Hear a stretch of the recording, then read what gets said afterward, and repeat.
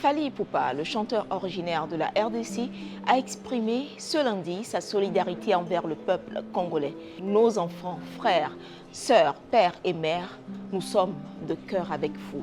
L'artiste, qui compte plus de 5 millions d'abonnés sur Instagram, a exprimé son souhait de retrouver une vraie paix en RDC. Son aîné, Lokwa Kanza, lui, se dit de tout cœur avec Goma.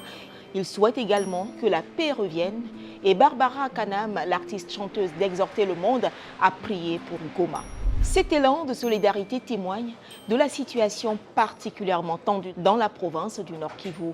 Vendredi, l'ONU avait averti, je cite, qu'une attaque sur Goma, quasiment encerclée par le M23, serait catastrophique. Dimanche, le Conseil de sécurité des Nations Unies a appelé au retrait du M23 et des forces rwandaises de Goma. La RDC, elle, a demandé des sanctions ciblées. Les États africains, eux, restent prudents. L'Union africaine a appelé à la cessation immédiate des hostilités.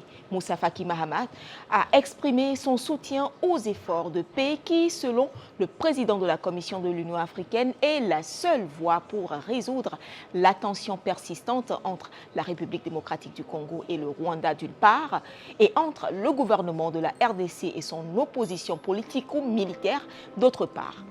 Après plusieurs violations de cessez-le-feu et de trêve, de nouvelles tentatives diplomatiques sont en cours. Nous avons aussi, avec le président de la République, exploré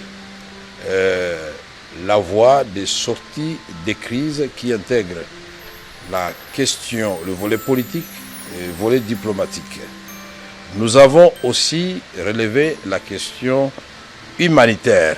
Une délégation du Conseil de sécurité des Nations Unies, après une mission effectuée dans le pays, a clairement établi en 2023 qu'il y a des incursions régulières de l'armée rwandaise dans le Nord Kivu et qu'il n'est plus à démontrer non plus que le Rwanda soutient le M23.